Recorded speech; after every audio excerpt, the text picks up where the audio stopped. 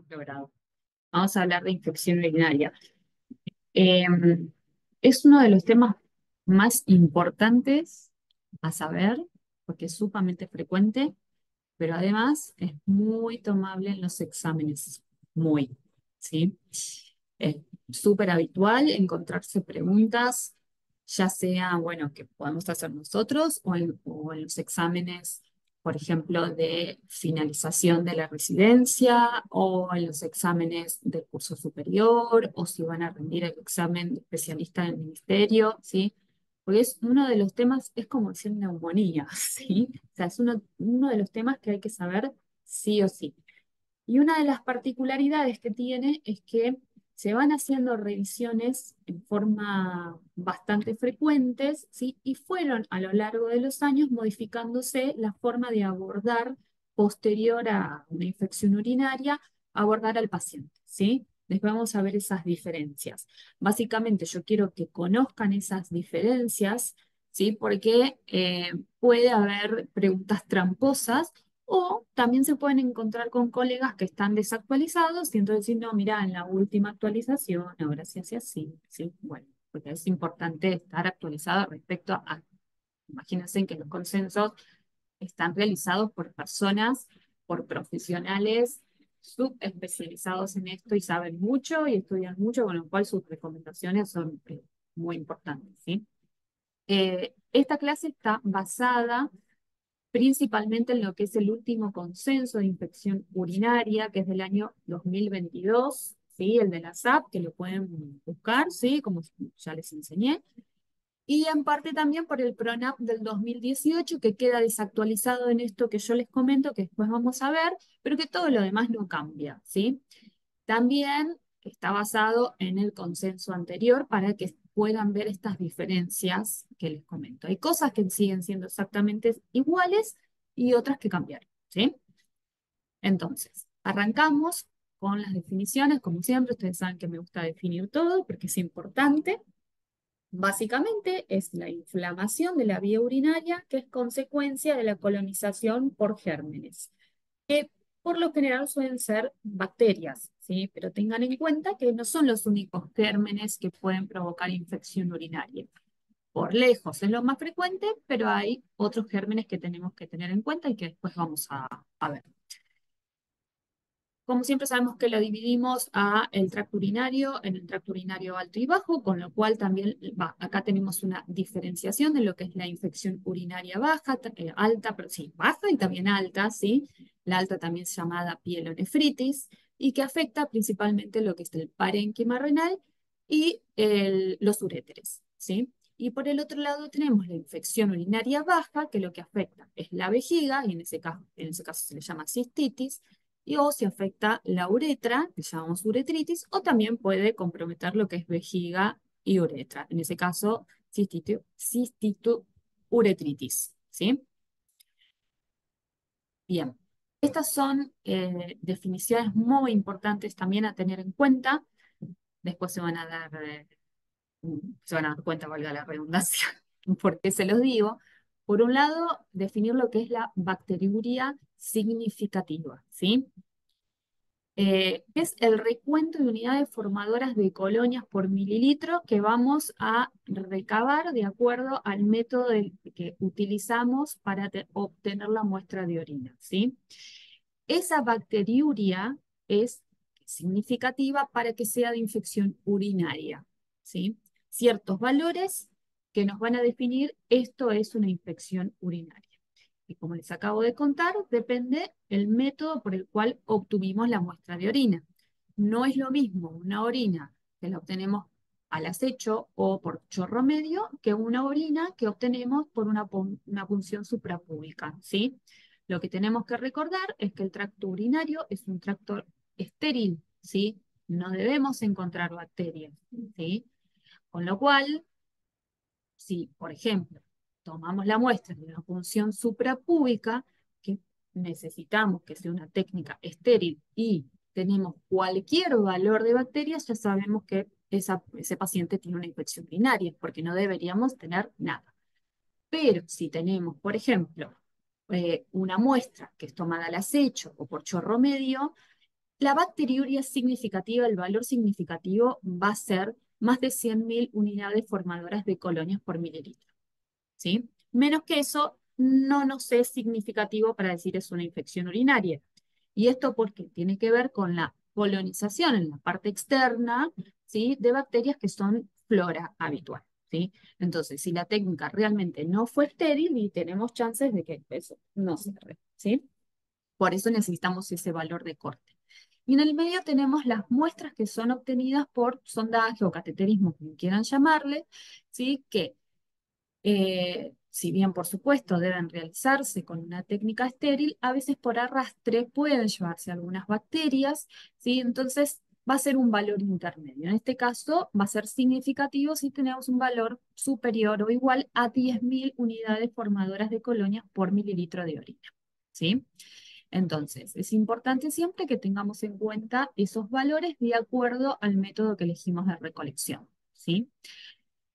La otra definición que tenemos que tener en cuenta es lo que llamamos bacteriuria asintomática, que como lo dice la palabra es, obtenemos bacterias en la orina, pero el paciente no tiene síntomas. ¿Y esto a qué se puede ver? Bueno, o bien porque exista una contaminación de la muestra, o bien porque sea un paciente que tenga una alteración inmunológica que no genera una inflamación suficiente como para generar síntomas, pero las bacterias están ahí, ¿sí? Dos definiciones más súper importantes. Infección urinaria atípica. ¿A qué la llamamos? Bueno, a cualquier tipo de infección urinaria en la cual no sea provocada por una Escherichia coli, ¿sí? La Escherichia coli es el germen más habitual por lejos, entre el 80 y 90% de las infecciones urinarias responden a este germen. Cualquier germen que no sea una Escherichia coli es una infección urinaria atípica. Cualquier infección urinaria que curse con sepsis o, por supuesto, con compromiso general, que va de la mano, ¿sí? O bien son los que no responden adecuadamente a las 48 horas al tratamiento con el cual deberían responder cuando no tenemos una buena respuesta. Eso también es una infección urinaria atípica, ¿sí? O lo otro es que exista una caída del filtrado glomerular, es decir, que acá nos está hablando de que hay un compromiso del parénquima renal, de la función renal, ¿sí? Eso también es una infección urinaria atípica, ¿sí? Y el otro concepto que nos tenemos que llevar de esto es cuándo es una infección urinaria recurrente. Bueno, en un periodo de un año, ¿sí? O más, va a ser una infección urinaria recurrente cuando haya dos o más episodios de infección urinaria alta o a tres o más episodios de infección urinaria baja o uno alto y uno bajo, ¿sí? Siempre en un periodo de un año, ¿sí? Estos son conceptos que tienen que incorporar porque después se van a dar cuenta por qué, ¿sí? Tiene que ver con los algoritmos respecto a cómo estudiar al paciente y cómo tratar al paciente que toma una infección urinaria, ¿sí? Seguimos. Con respecto a la etiología, como les dije recién, lo más frecuente es que sean bacterianas. Por lejos, 80-90%, Listeriosis coli. Pero tenemos otros, ¿sí? Como Pseudomonas, ¿sí? Klebsiella, Proteus, todo lo que sean enterobacterias, enterococos, todos gram negativos, ¿sí? Enterobacter. Y mención aparte tiene el Proteus mirabilis. ¿Por qué les digo esto? Porque no es tan raro de ver, ¿sí? Estaríamos ahí frente a una infección urinaria atípica. Y la característica que tiene es que en vez de acidificar la orina, como hacen los otros gérmenes, ¿sí? La alcaliniza. Si nosotros de repente nos encontramos con un paciente que tiene síntomas de infección urinaria, vemos que tiene una orina que está más que nada es básica, se ven gérmenes y hay altas chances de que sea un proteus, ¿sí? Y la otra característica que tiene es que los síntomas son mucho más solapados, no son tan, no genera tanta inflamación. Entonces son síntomas que como que se parecen más al de una infección urinaria baja, una febrícula en vez de fiebre, es todo mucho más como parece como más suavecito, por decirlo de una manera así, burda, o sea, es mucho más solapado, ¿sí? Pero es un proteus y es una infección urinaria atípica, ¿sí? Lo otro que tenemos que tener en cuenta es que, como les dije, no solamente las bacterias pueden provocar infección urinaria, los virus también, obviamente es súper infrecuente, pero está descrito, adenovirus, Coxsackie, ¿sí? Son virus que pueden producir infección urinaria. Y por otro lado tenemos los hongos, ¿sí? Que los hongos siempre están presentes, pero en los pacientes que están inmunocomprometidos, ¿sí? En un inmunocompetente, encontrarte con una infección urinaria por una cándida y en realidad es decir, este no es inmunocompetente. Algo está pasando, ¿sí? No sé, o es diabético, o tiene algún tipo de alteración en la inmunidad, ¿sí? Hay que estudiar ese paciente. Es muy infrecuente en los inmunocompetentes. Real, no lo esperas en un inmunocompetente, ¿sí? Entonces, abrir los ojos y de repente nos encontramos con un paciente que tiene una infección urinaria secundaria o provocada por un hongo, ¿sí? Después, factores de riesgo para desarrollar infección urinaria. Acá vamos a ir punto por punto porque van a ver que en realidad todos están entrelazados, ¿sí? El primero es, obviamente, la edad y el sexo, ¿sí? En los menores de 6 meses es más frecuente en varones, ¿sí? Se dan, viendo esta lista, ¿se les ocurre por qué? Porque está ahí, la respuesta está ahí. ¿Por qué es más frecuente en varones? Porque nosotros, si yo les pregunto a cualquiera, ¿en qué sexo es más frecuente la infección urinaria? Y todos tendemos a decir en las mujeres, ¿no? Pero fíjense que menores de 6 meses no. ¿Por qué les parece? La respuesta está ahí. Que piensen en los nenes. ¿Qué cosa tienen que es frecuente, es fisiológico? A veces hasta el año, ¿sí? No más del año, hasta los 6 meses seguro. Cuando ustedes revisan a un bebé chiquitito y miran los genitales, ahí está, fimosis, ¿sí? Y cuanto más estrecha, obviamente mayor es el riesgo de la infección urinaria. Por eso, en menores de 6 meses es más frecuente en varones. Después, a partir del año, es más frecuente en las mujeres, y esto tiene que ver con la longitud de la uretra, ¿sí? Después tenemos las anomalías estructurales de la vía urinaria, los cuales por lejos se lleva, digamos, la coronita, el reflujo vesicoureteral, ¿sí? Todo esto tiene que ver con la éstasis de la orina, ¿sí? Todo lo que genere éstasis de orina va a predisponer a la infección urinaria, como un caldo de cultivo, ¿sí? Entonces, el reflujo, que incluso muchas veces el reflujo puede comenzar posterior a una infección urinaria, ¿sí? Como consecuencia de lesiones particulares en el tracto urinario, ¿sí? Otras veces no, otras veces es congénito por alguna alteración en la estructura de la vía urinaria. Y por supuesto tenemos otro tipo de malformaciones que también participan y que tienen que ver con esto de la éstasis, ¿sí? Como por ejemplo la válvula de uretra posterior, la estenosis ureterovesical, el megauréter, la poliquistosis renal, que recuerden que en estas edades la poliquistosis renal es congénita, ¿sí? No es adquirida, ¿sí? Como en los adultos. Después tenemos las anomalías funcionales de la vía urinaria, la vejiga neurogénica, nuevamente, éstasis, ¿sí? De orina, la fimosis estrecha que ya lo charlamos, la disfunción vésico-intestinal, y esto es muy, muy importante a tener en cuenta. Los pacientes constipados tienden a hacer infección urinaria. Entonces, paciente constipado que viene con síntomas urinarios, eh, ya sean que sean muy francos o algunos no tanto, ahora van a ver por qué les digo esto. Bueno, pensar si ese es un paciente constipado que puede tener una infección urinaria. Sí, está muy relacionado y esto tiene que ver que vieron que la mayoría de los gérmenes provienen del intestino, ¿sí? Quedan en esa zona en donde no hay demasiada motilidad y lo que favorece es la llegada de las bacterias hacia la uretra y luego, por supuesto, el ascenso por la vía urinaria, ¿sí? Entonces, siempre relación constipación, infección urinaria, hay, ¿sí? Bueno, el inmunocompromiso, que ya lo charlamos, que es obvio, instrumentación de la vía urinaria por arrastre, ¿sí? Cuerpo extraño en la vía urinaria, que puede ser un catéter, lo mismo, ¿sí? Por instrumentación, o un lito, ¿sí? Los litos, no es que el lito en sí provoca la infección urinaria, sino nuevamente genera éstasis, ¿sí? Que la orina ahí no puede movilizarse bien y eso, bueno, favorece la infección, ¿sí? La hipercalciuria, mismo concepto, y la actividad sexual en adolescentes.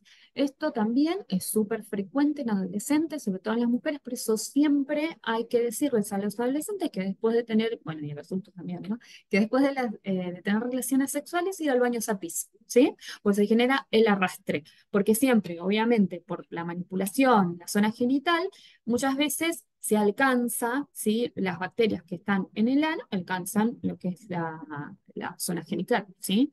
Y de ahí proviene la infección urinaria, ¿sí? Entonces, siempre recomendar hacer pis después de tener relaciones.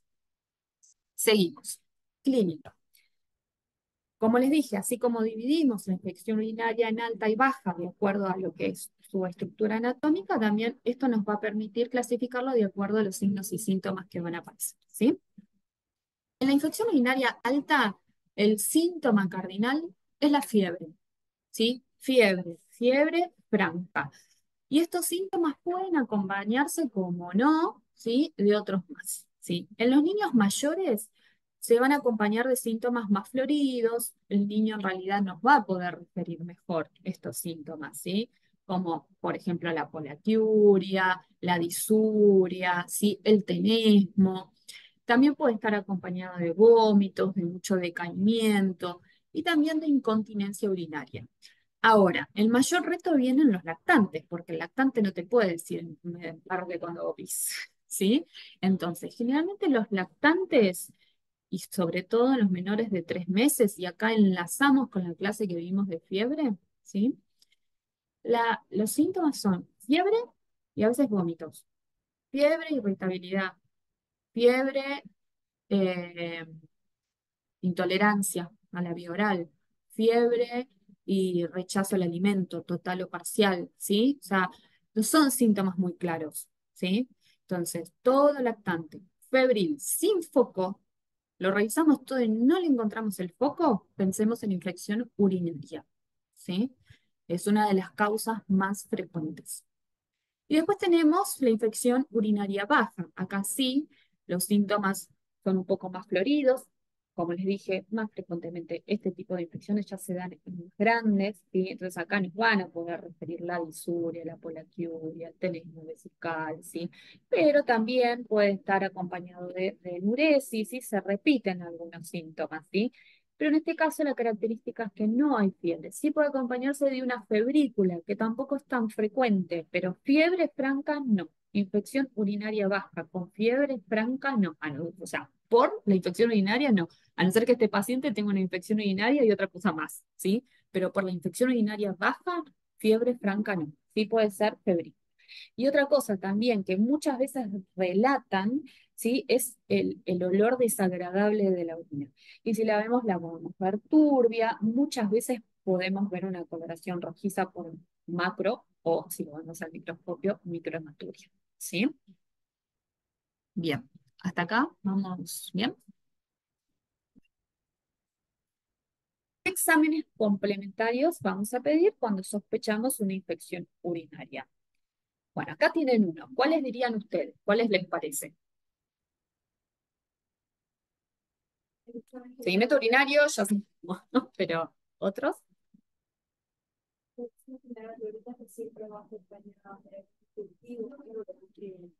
no están así. A ver, tenemos la orina completa. La orina completa lo que te trae es todo el físico, químico y el sedimento urinario. ¿Sí? El urocultivo se pide aparte, ¿sí? No va junto. Esto es importante que lo tengan en cuenta, porque cuando lo van a pedir, por ahí ustedes piensan que viene todo junto y no, y te va a hacer solamente una. Entonces, yo lo que les sugiero, lo más práctico, es pedir todo de una.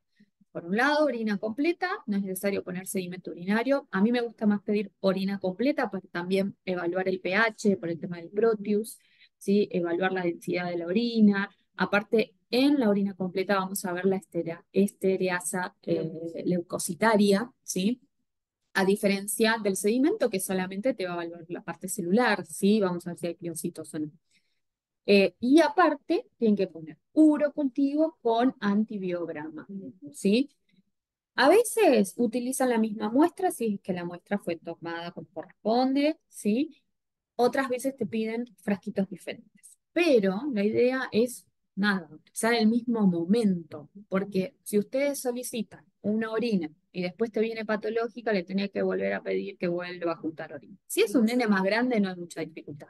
Pero si es un lactante, es dificilísimo. O sea, recolectar la orina al acecho en un bebé lleva un montón de tiempo, ¿sí? Entonces, más vale pedir todo de una, ¿sí? Porque nada, así vos te asegurás que ya tenés una parte que la vas a ver el mismo día, ella te va a dar un pantallazo si empezás a medicar o no, y después esperarás el resultado del urocultivo. Ya te lo aseguraste, ¿sí? Porque capaz que después pasa que tienen dificultades, se cansan y no juntan la muestra y al final fue todo un misterio, ¿sí? Porque sin el urocultivo no podés poner el rótulo de es una infección urinaria, ¿sí?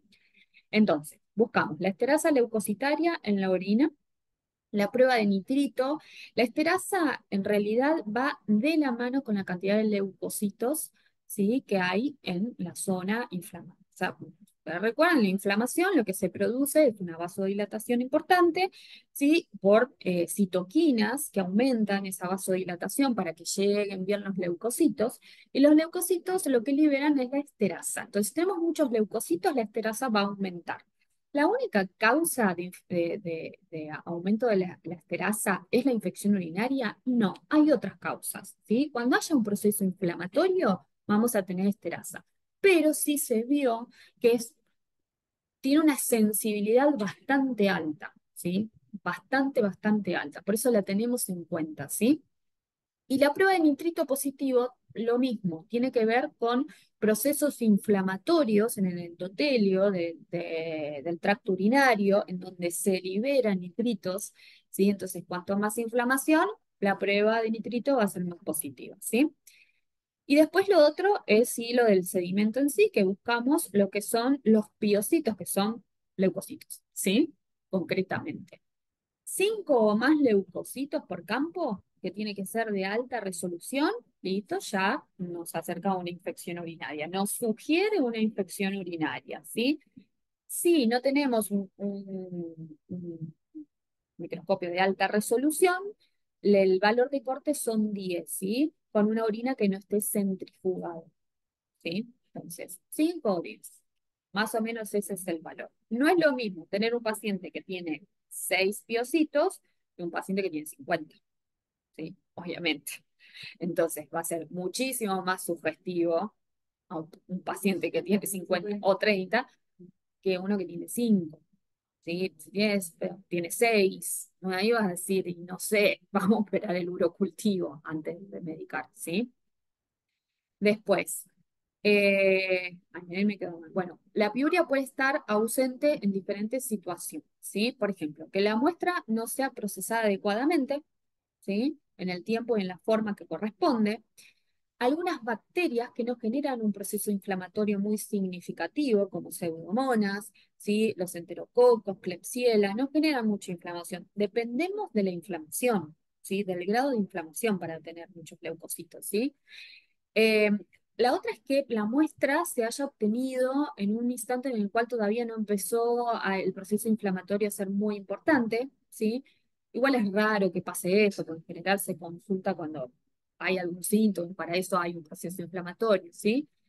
Y con una densidad urinaria baja que se puede dar en niños pequeños, eso también puede alterar, ¿sí?, la presencia de leucocitos, ¿sí? Entonces, lo que tiene que quedar en claro es que un sedimento urinario no nos va a hacer el diagnóstico, ¿sí? Nos va a orientar, ¿sí? Es orientativo, ¿sí? No hacemos diagnóstico de infección urinaria con el sedimento, ¿sí? El diagnóstico lo hacemos, por supuesto, de cambiales, con el urocultivo, ¿sí? Entonces, todos sabemos que la orina se tiene que recolectar en un frasco estéril, ¿sí? De boca ancha. Hay que explicar bien a los padres o a los cuidadores, a quienes vayan a tomar las muestras, de cómo se toma, que tiene que hacer una higiene adecuada previamente, ¿sí? El frasquito no tiene que estar destapado. Lo que pueden hacer es decirles que lo desenrosquen un poquito y que en el momento en que el bebé, porque generalmente este tipo de situaciones de contaminación se dan con los bebés, cuando el bebé empieza a hacer el chorro, listo, lo agarran rapidito, sacan así y ya está. Pero que no esté abierto porque si no se contamina. Tengan en cuenta que las bolsitas no sirven para tomar muestras para urocultivo, ¿sí? O si queremos hacer un sedimento urinario como para ver el panorama de si es una infección urinaria. No. Nos sirven para otras cosas, si queremos evaluar la glucosuria, pero para infección urinaria no. En 15 minutos la bolsita ya está contaminada, o sea, no nos sirve, ¿sí? Entonces, si de repente se encuentran que tienen que tomar una muestra y la enfermera le pregunta, ¿le ponemos una bolsita? No, para esto no, no nos sirve la bolsita. Lamentablemente tiene que quedar esperando, tener paciencia con el pañal abierto y esperar al momento en que haga pis, por eso el frasquito cerca, no tapado del todo, pero con la tapita más o menos suelta, como para agarrar rápido y juntarlo, ¿sí? Pero bolsita, no, ¿sí? ¿Cómo tomamos la muestra al acecho? Bueno, siempre en niños mayores, como hacemos los adultos, lo ideal es higienizarse bien, se descarta el primer chorro, se toma el chorro medio y después se sigue haciendo pis normalmente. Eso sería la muestra del chorro medio. El acecho es esto, se abre el pañal, se limpia, ¿sí? Con jaboncito blanco. Se pueden utilizar antisépticos, ¿sí? Pero hay que tener cuidado porque en realidad es usar un antiséptico, ¿sí? Como el jabón de clorexidina, y después con otra gasa estéril se tiene que limpiar bien, se tiene que sacar el jabón. ¿Por qué? Porque el jabón de clorexidina lo que hace es como matar las bacterias cuando salen, entonces no vamos a tener tampoco un resultado fidedigno, ¿sí? Entonces, preferible que se lave en casa, si lo toman en casa, con jaboncito blanco, abrir el pañal y esperar, ¿sí? Si se hace en un ámbito hospitalario, sí se puede usar el jabón de clorexidina, haciendo esto que les comentaba. Se limpia y se seca con otra gasa estéril y se retira el jabón, ¿sí? Y lo mismo, se espera, ¿sí? Después tenemos la sonda vesical. ¿Sí? No se utiliza demasiado, es bastante traumática. Piensen que se necesita una sonda número 8. Yo les iba a, me olvidé de agarrar, así, o sea, eh, es traumático, es doloroso, por más que pongas lidocaína y todo, no es agradable ingresar y no es agradable egresar, ¿sí? Entonces, si no lo hacemos bien, también se pueden generar lesiones, con lo cual complicamos más. O sea, no quiere decir esto que no lo vamos a usar. Si es necesario, se utiliza. El tema es que hay que usarlo cuando se necesita, ¿sí? Me ha sucedido de colegas que han pedido sondajes de pacientes, yo trabajando en la guardia, ellos en consultorio, porque las madres no querían esperar a tomar la muestra de desecho.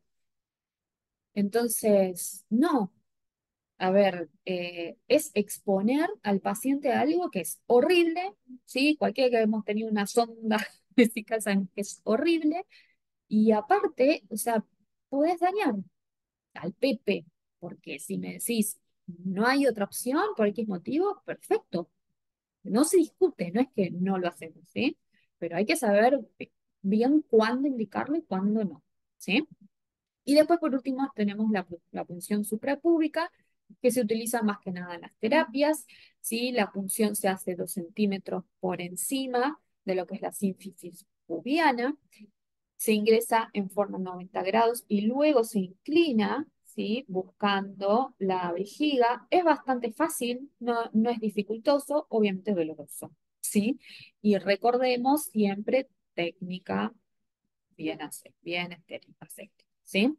Pues si no, nos da cualquier cosa y podemos hacer, imagínense, si no lo hacemos en formas bien estéril, o sea, estamos metiendo ahí dentro cosas, ¿sí? Pero bueno, no se hace tampoco de rutina, se hace solo en las unidades cerradas, ¿m? En pacientes que estén comprometidos. Causas de resultados erróneos del urocultivo, bueno, nos pueden dar falsos positivos, volviéndole ahora porque que me repase. Falsos positivos, la contaminación por la secreción vulvovaginal, ¿sí? Recuerden que, eh, tiene que ver con la infección urinaria, pero me vino esto, que si queremos buscar, por ejemplo, en el caso de un abuso, ¿sí? Queremos buscar determinados gérmenes, se hace con el primer chorrito de orina, en vez de chorro medio, ¿sí? Después, Que la orina no haya sido refrigerada. Recuerden que se puede guardar 24 horas en la heladera, ¿sí? Pero si no la refrigeramos, eso caldo de cultivo nuevamente. Contaminación de los antisépticos utilizados y, por supuesto, errores de laboratorio. Y los falsos negativos pueden ser por el inicio de un tratamiento antibiótico previamente, ¿sí? Por arrastre de antisépticos utilizados en la higiene, la obstrucción ureteral completa, que puede ser por litiasis o alguna anomalía, ¿sí? Congénita, una lesión renal que esté localizada, ¿sí? Y que no sea comunicante, las orinas que tienen un pH muy bajo o muy elevado, ¿sí? Recuerden lo que les dije del Proteus, densidad urinaria muy disminuida y microorganismos inusuales que requieren medios especiales. Y bueno, la retención insuficiente. Es muy importante esto de que tienen que ser algunas horas, ¿sí? Mínimo, sí, tipo mínimo 3, pero 6 sería lo ideal, ¿sí? Seguimos. Lo otro que vamos a pedir, y depende del paciente, por supuesto, porque no es lo mismo tener un lactante, un menor de 3 meses, que tener a un paciente de 5 años, ¿sí? Lo otro que pedimos son laboratorios de sangre periférica. Por supuesto, hemograma, urea, creatinina para evaluar la función renal y, bueno, los reactantes de fase aguda, como una PCR o la procalcitonina, recordando siempre que la proca es bastante cara, es difícil a veces de pedir, lo que más sale es la PCR, ¿sí? Y los hemocultivos por 2 que siempre vamos a solicitar. Y acá, miren, es un cuadrito que es lo que les hablaba respecto a la sensibilidad y especificidad que tiene la esterasa leucocitaria. Fíjense que tiene una sensibilidad del 83% y una especificidad del 78%, ¿sí? O sea que es importante. Está evidenciado que teniendo una esterasa positiva, ¿sí? Y hay altas chances de que sea una infección urinaria. Pero no nos olvidemos que no es 100%, ¿sí? Es orientativo y tiene que ver con la cantidad de leucocitos. Si tenemos otro proceso, por ejemplo, en una nena, un proceso vulvovaginal que esté generando bastante leucocitos por la reacción inflamatoria, y puede que tengamos una esterasa positiva sin que haya una infección urinaria, ¿sí? Bueno, y luego tenemos el diagnóstico por imágenes. El método utilizado por excelencia es la ecografía renal, ¿sí? ¿Qué pedimos? Ecografía reno-vesicoureteral, ¿sí? Siempre la pedimos cuando tenemos una infección urinaria alta, ¿sí? En cualquier sexo. Y lo ideal es pedirlo, si se puede, premiccional y postmiccional, ¿sí? Pero esto obviamente lo vamos a poder hacer solamente si el paciente controla esfínteres, ¿sí? No siempre se puede, ¿sí? Acá tenemos, en la primera imagen es un corte transversal, por eso lo ven más gordito, ¿sí? El otro es un corte longitudinal. La foto, lamentablemente, no es muy amplia, está muy focalizada, está hecho el zoom en los riñones, ¿sí? En el riñón es el mismo riñón. Cuando nosotros evaluamos, yo qué tal le digo algo de ecografía, cuando nosotros evaluamos una ecografía, de acuerdo a la zona que vamos a valorar, tenemos siempre un órgano patrón, ¿sí? Con respecto a la ecogenicidad. En el caso del abdomen, el órgano patrón es el hígado, ¿sí? Entonces, todas las ecogenicidades de los órganos que vamos a ver o de las imágenes que nos vamos a encontrar, las vamos a comparar con la ecogenicidad del hígado, ¿sí? Tenemos la suerte que en el hígado derecho está justo pegadito, ¿sí? Entonces nos permite ver bien la diferencia de la ecogenicidad del hígado con respecto al riñón. Normalmente el riñón es un poquito más ecogénico, ¿sí? Con respecto a el hígado. Tiene diferentes estructuras. Por ejemplo, la cápsula, que se puede ver bien, es hiperecogénica con respecto al hígado.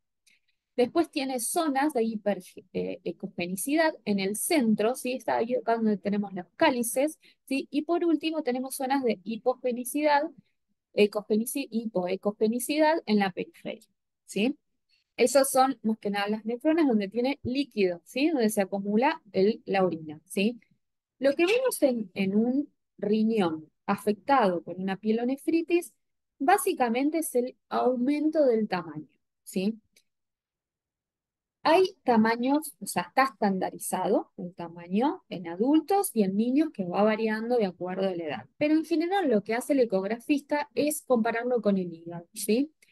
Cuando nos encontramos un riñón que tiene más o menos el mismo tamaño que el hígado, ni que hablar si es más, sabemos que es un riñón que está aumentado de tamaño, ¿sí? Y aparte aumenta también la ecogenicidad, ¿sí? Del parénquima. Es más ecogénico todavía, ¿sí? Salud, vale, ¿sí? Entonces, las dos cosas que vamos a encontrarnos es el aumento del tamaño y de la ecogenicidad del riñón, ¿sí? Brevemente, para que sepan. Esa es la característica de una pielonefritis, aumento de tamaño y ecogenicidad del riñón. Bueno, el otro método diagnóstico que es posterior a una ecografía es la citouretrografía miccional, ¿sí? Que actualmente, ahora después vamos a ver esto que yo les comentaba de los cambios que se produjeron, se recomienda hacerlo después de una segunda infección urinaria alta, ¿sí?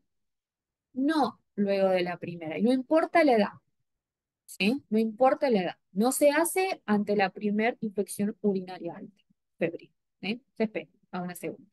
Y siempre hay que hacer una profilaxis previa, ¿sí? 72 horas profilaxis antibiótica, ¿sí? Porque tienen que pasar contraste y todo eso. Acá tenemos las imágenes, cómo se ve una uretra masculina y cómo se ve la uretra femenina, ¿sí?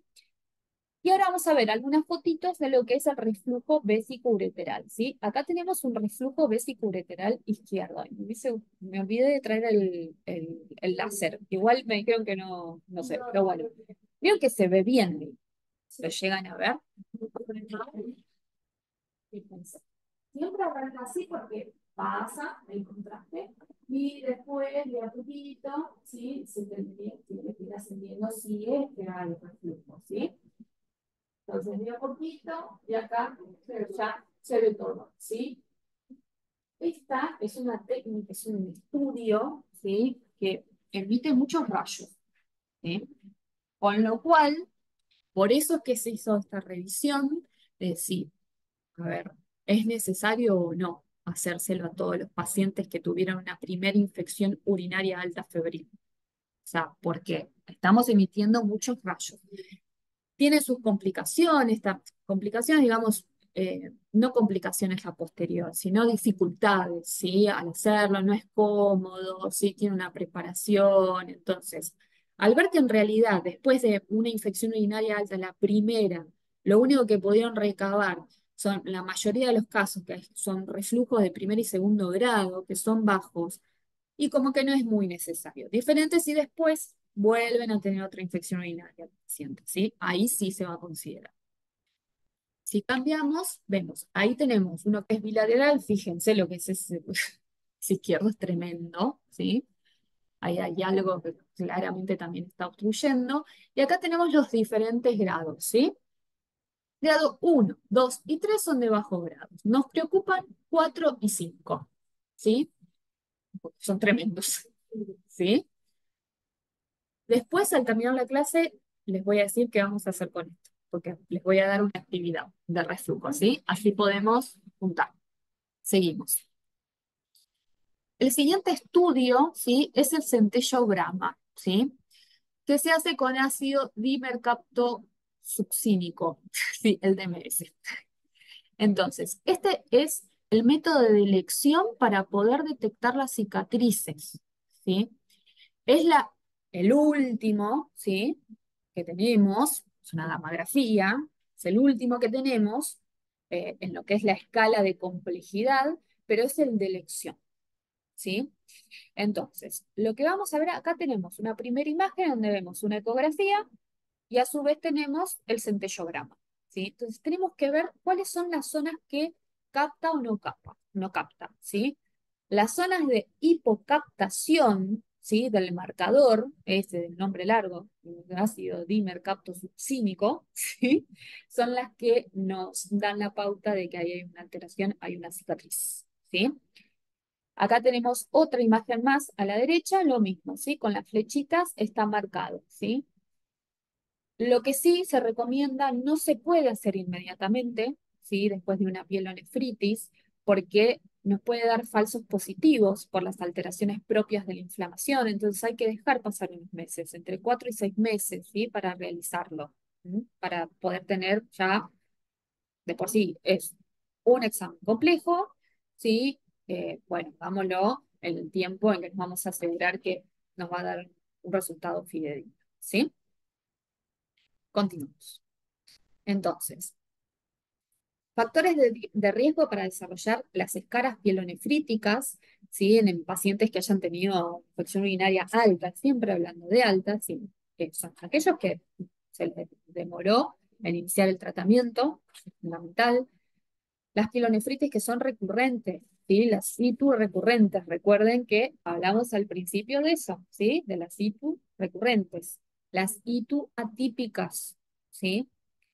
La disfunción vésico-intestinal, la uropatía obstructiva y el reflujo vésico-ureteral de alto grado, ¿sí?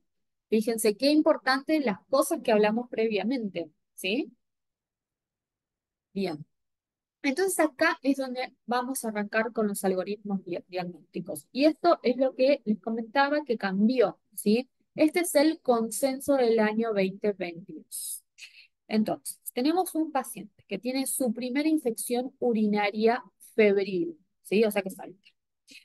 Le hacemos la ecografía, a todos le hacemos la ecografía, ¿sí? Después de la infección. Vamos a buscar si hay signos de daño renal congénito, si hay dilatación de la pelvis y cálices con dilatación del uréter, si hay dilatación del uréter con o sin dilatación de la pelvis y si hay anomalías vesicales. Si no las hay, esperamos, ¿sí? Si las hay, hacemos la cisturetro y consultamos con el especialista, ¿sí? Ahora, en menores de 2 meses y en los niños que presentan una infección urinaria atípica con una ecografía normal, van a tener que ser valorados por el nefrólogo para decidir si se hace una cisturetro o no, ¿sí? ¿Por qué les digo esto? ¿Estamos? Hacemos enter. Bueno, porque en el consenso del 2013, ¿sí? Previo al 2022, era diferente la cosa, ¿sí? Ante un primer episodio de infección urinaria con una ecografía que fuese normal y confiable, si tenían menos de un año, se hacía la cisturetro o la densitometría si tenía reflujo, cualquier grado de reflujo, ¿sí? Y si eran mayores de un año, entonces no se hacía nada más, ¿sí? Fíjense qué cambió. Acá ya no hablamos de edades, en el 2022 ya no hablamos de edades, ¿sí? En el 2013 sí se hablaba, o previo al 2022, sí se hablaba de edades, ¿sí? Seguimos. Ahora, ¿qué pasa si tenemos una infección urinaria febril recurrente? Recurrente. En los menores de un año, según el último consenso, hacemos la cituretro y el centellograma, los dos. En los mayores de un año, hacemos el centellograma. Si el centello viene normal, esperamos. Si el centello viene patológico, entonces ahí indicamos la cisturetrografía, ¿sí? Entonces, en menores de un año, se recomienda realizar la cisturetro luego de un mes o más del último episodio de infección urinaria. Tenemos que recordar de estos tiempos, ¿sí? Y el centellograma lo vamos a hacer después de los 4 o 6 meses, que es lo que hablamos hace un ratito. En los mayores de un año, realizamos inicialmente el centellograma renal a los 4 o 6 meses después de la última infección urinaria. Si el centellograma es normal, no se requieren estudios adicionales. Si es patológico, la cisturetro. Damos enter. ¿Y qué tenemos acá? Acá estaban hablando de una infección urinaria recurrente o atípica, ¿sí? O sea, acá ya hablamos de otra cosa. Y sí, es igual, pero están hablando de la típica o recurrente, ¿sí? Acá tenemos los dos, a diferencia de este año, del 2022, ¿sí? Ahí está el cambio. ¿Cuál tienen que estudiar ustedes? Obviamente el del 2022, ¿sí? Que es más fácil. Fíjense que se va descomplejizando, ¿sí? Pero bueno, quería mostrarles esto, esta diferencia, ¿sí? Bueno, seguimos. Indicaciones de la evaluación por nefrología. Bueno, en un menor de 2 meses, obviamente, con una ITU, sea febril o afebril, lo vamos a mandar. Si tenemos algún estudio de imágenes que es patológico, también. Infección urinaria atípica, siempre. Infección urinaria recurrente. Si hay signos de litiasis o de hipercalciuria, si tenemos signos de caras, si pielonefríticas, buah, ni hablar si es fúngica, sí, sí, ahí ya vamos más allá aparte del nefrólogo, y por supuesto si requiere trasplante renal, obvio, ¿no? Bueno, con respecto al tratamiento, a ver, eh, se puede esperar a tener la muestra del urocultivo. No es que ya arrancamos, ¿sí? Por ejemplo, pedimos lo que hablábamos hoy temprano, pedimos un sedimento urinario y no pedimos el urocultivo. Nos vino el sedimento urinario patológico, altamente sugestivo de infección urinaria. Bueno, nada, pidamos el urocultivo y después de que se tome la muestra del urocultivo, ahí arranca el tratamiento antibiótico, ¿sí? Que no lo arranque ya, obviamente, porque aparte si no nos va a dar alteranza. Podemos esperar. Pero por eso yo siempre les sugiero ambas cosas a la vez, ¿sí? Después, el tratamiento empírico inicial tiene que cubrir el germen más frecuente, que ya lo hablamos, ese, ¿cuál es? Y, exactamente, ¿sí? Va a estar dirigido especialmente hacia que es el germen que muy probablemente con el cual nos vamos a encontrar. Y, por supuesto, dependiendo del estado clínico del paciente, esto se opta por la vía oral o la vía parenteral, pero siempre en general se opta por la vía oral, ¿sí? La vía parenteral la vamos a dejar para pacientes que estén sépticos, ¿sí? Bien, entonces, tenemos como vía de administración la vía oral o la vía parenteral, ¿sí? Lo que les decía, en realidad, el tema de cómo administrar el antibiótico tiene que ver por el estado clínico del paciente, no por la superioridad que tenga un tipo de administración con respecto al otro, ¿sí? No se evidenció eso, ¿sí? Entonces, ambos tendrían la misma llegada, el mismo impacto, pero si tenemos un paciente que está internando, porque aparte está séptico o sospechamos sepsis, ¿eh? Obviamente va a estar con vía y le vamos a pasar el tratamiento antibiótico por vía endovenosa, no le vamos a dar por hueso, ¿sí? Bien, con respecto a la vía parenteral, las indicaciones de los antibióticos por vía parenteral obviamente son los recién nacidos, en los lactantes menores de 2 meses, en la sepsis, en la ITU atípica, porque ahí sí vamos a necesitar otro tipo de antibióticos, en los inmunocomprometidos, si existe intolerancia a la vía oral, en las uropatías que sean complejas, en donde va va a ser como complicado que llegue la medicación, ¿sí? Al, al tracto urinario. Que no tengan una respuesta adecuada a la vía oral, se puede dar, ¿sí? O en la infección urinaria febril en un niño que sea portador de litiasis renal o de cuerpo extraño. O bueno, el paciente con trasplante, ¿sí? Esas son las indicaciones de la vía parenteral, ¿sí? En general, paciente que internamos, ¿sí? Lo internamos para pasarle el tratamiento por vía parenteral. Y esto tiene mucho que ver con la edad del paciente. Y acá volvemos nuevamente a la clase del febril. Recuerden, menor de 3 meses. Arranquemos al revés. Menor de un mes. ¿Qué se hace con un menor de un mes febril? Se pan, cultiva. Perfecto. Ahora, entre un mes y 3 meses no es imperativa la punción lumbar, ¿sí? Después de los 3 meses se ve, ¿sí? En general, a no ser que tenga signos meningios, pero entre los 2 y los 3 puede pulsarse o no. Si tenemos 2 meses y medio y tenemos un sedimento patológico altamente sugestivo de una infección urinaria, podemos no punzarlo, no hacer una punción lumbar, ¿sí? Tengan en cuenta eso, ¿sí? Pero es un paciente que se va a internar, ¿sí? Algunos recomiendan también que si el paciente está en muy buen estado general, se puede citar diariamente y se le da dosis de ceftriaxona intramuscular, ¿sí? Pero bueno, tenés que conocer bien, ¿sí? Cómo es el medio, asegurarte de que concurran a eso. Depende, ¿sí? Es medio arriesgado. Bueno, tratamiento de vía oral. De todo esto, yo lo que quiero que recuerden es cefalosporina de primera generación, así grande nombre. La nitrofurantoína llega a tener buenas concentraciones en la vía urinaria, ¿sí? Pero el tema es que no llega a la sangre. Entonces, En las infecciones urinarias altas, en las febriles, no es una buena opción. Sí es buena opción para las bajas, ¿sí? Pero para las altas, no. Nitrofurantoína, no, ¿sí? Después tenemos la fluoroquinolona, fosfamida. Lo que quiero que recuerden es cefalexina, la dosis de cefalexina, ¿sí? Y oral de 50 a 100 miligramos kilo día. Y en la infección urinaria las vamos a usar cada 6 a 8 horas. Las usamos generalmente cada 8 horas, ¿sí? Y dejamos para piel, la indicación para piel sí debe ser cada 6 horas la cefalexina. Pero para la infección urinaria puede ser cada 8 horas. Disculpen, bueno. Otras opciones que tenemos es la amoxicilina con ácido clavulánico, ¿sí? A una dosis de 40 miligramos kilo día, cada 8 horas.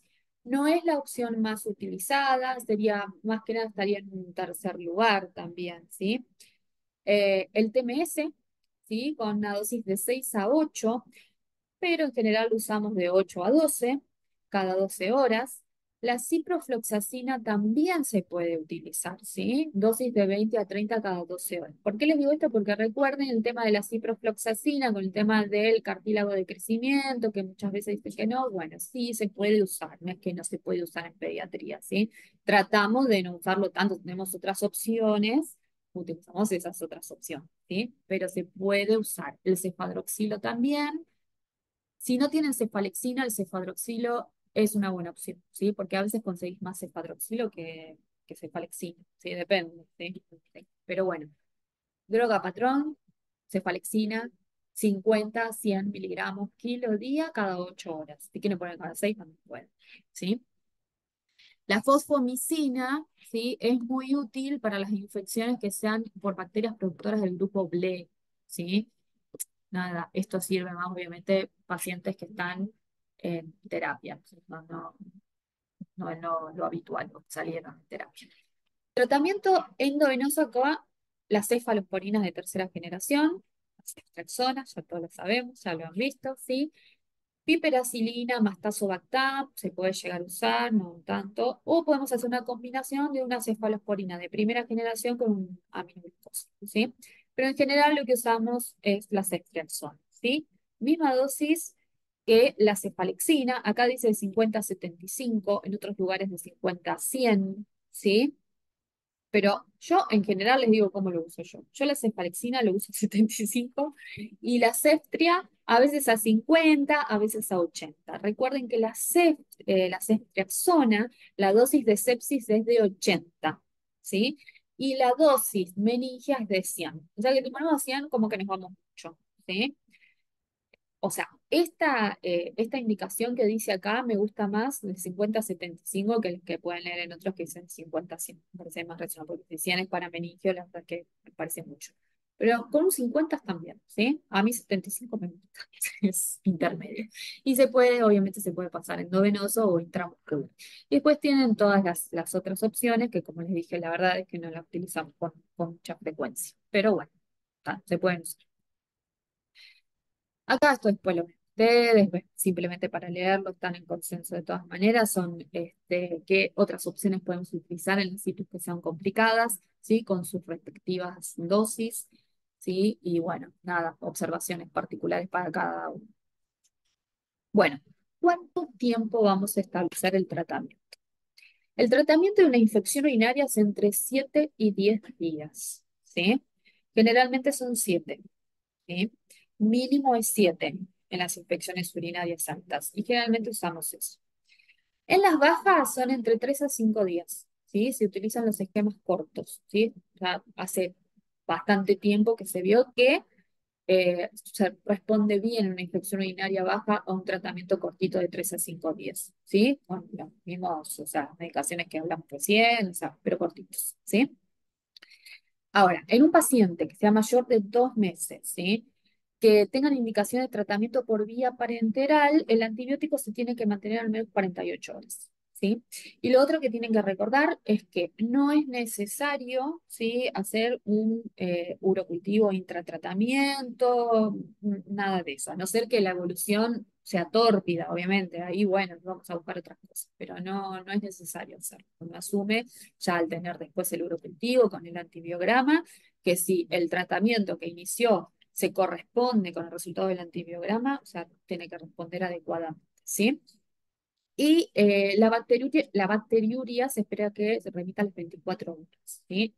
Y la piuria tiene que desaparecer a las 72, ¿sí? Bien, acá les puse una frase que me gustó. En niños en quienes persiste la fiebre o surgen complicaciones, como por ejemplo, bueno, sospecha de sepsis, a pesar del uso del antibiótico acorde a la sensibilidad bacteriana, se debe solicitar un nuevo urocultivo intratratamiento y considerar la realización de una ecografía renal de vías urinarias para descartar un absceso o una anomalía anatómica subyacente como la uropatía obstructiva, ¿sí?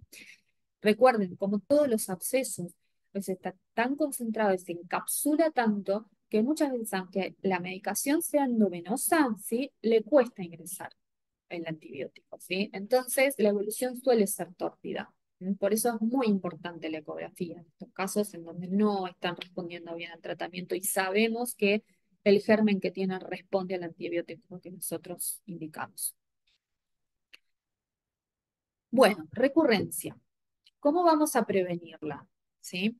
Frente a un paciente, ¿sí? Que tuvo una infección urinaria, nuestro objetivo también es prevenir que vuelva a tener otras infecciones urinarias. Entonces, profilaxis antibiótica. La circuncisión, ¿sí? Es una buena opción. Probióticos, recordando esto que les comenté, ¿sí? Del tema de la constipación, esta relación entre el intestino y el tracto urinario. Bueno, tratamiento de la constipación, de la vejiga hiperactiva o de la hipercalciuria, ¿sí? Y el consumo de arándanos también se comprobó, ¿sí? Que ayuda bastante, no es que sea, pero ayuda, ¿sí? Por las propiedades que tienen más que nada la, la cáscara. Profilaxis antibiótica. Acá sí, en esto, en la profilaxis, vamos a usar el TMS, ¿sí? Yo les dije que para la infección urinaria, lo primero nuestra primera opción es la cefalexina, sino también tenemos el amoxiclavu, el TMS también es una opción, pero es preferible dejarlo para la profilaxis, ¿sí? ¿Cuándo vamos a iniciar la profilaxis antibiótica? Bueno, en los menores de un año que tengan una infección urinaria que sea atípica, ¿sí? O que tengan una ecografía renal que esté alterada, ¿sí? Y que haya sido obviamente evaluado, ya lo vimos, por un nefrólogo, ¿sí? En menores de un año con antecedente de infección urinaria febril y que además tenga asociado un reflujo vesicoureteral que sea de cualquier grado, no importa si es de bajo grado, ¿sí? En mayores de un año con antecedentes de infección febril y el reflujo ya sí de alto grado, que sea de 4 o 5, ¿sí? Con niños que tengan disfunción vesicointestinal y reflujo y con una infección urinaria recurrente con una vía urinaria que esté estructuralmente enorme, ¿sí? Si vienen haciendo recurrencias, y bueno, sí, hay que hacer profilaxis, ¿sí? Bien. Acá lo que les comento, que vamos a utilizar droga de primera línea, el TMS. La dosis es 2 miligramos kilo día en una dosis diaria nocturna, ¿sí? Y se puede utilizar a partir de los 2 meses. El tiempo de tratamiento es variable, ¿sí? Puede ser entre 4 o 6 meses, se va bien, ¿sí? El tema es confirmar de que el paciente no continúe haciendo infecciones urinarias. Otra opción acá sí es la nitrofurantoína, ¿sí? Con una dosis diaria también nocturna de 2 miligramos kilo día, ¿sí? Y se puede usar a partir del primer mes de vida. Y por último tenemos la cefalexina a 30 o también el cefadroxilo a 15 miligramos kilo día, ¿sí? Ahora, se pueden usar en menores de 2 meses, ¿sí? Con una única dosis diaria, acá no es necesario que sea nocturno, ¿sí? Como los otros. Ahora, el tema es que lo ideal es no usarlo en mayores de 2 meses, ¿sí? Porque tenemos otras opciones que son mejores, ¿sí? O sea, el TMS, ¿sí? Más que nada el TMS. Y acá les puse el cuadrito, ¿no? Con el tema de las dosis y demás. Bueno, y acá finalizamos.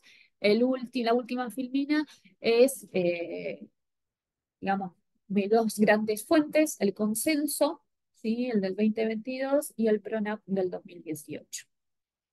¿El texto del PRONAP lo podemos acceder gratuitamente o hay que No, como... tenés que estar inscripta, pero se los paso, se los paso. Está bueno el PRONAP. Los PRONAP son como mucho más dinámicos, o sea, igual a mí me gusta más leer los conceptos, pero están buenos los PRONAP, te ponen imágenes, todos. Yo Ah, después se los paso.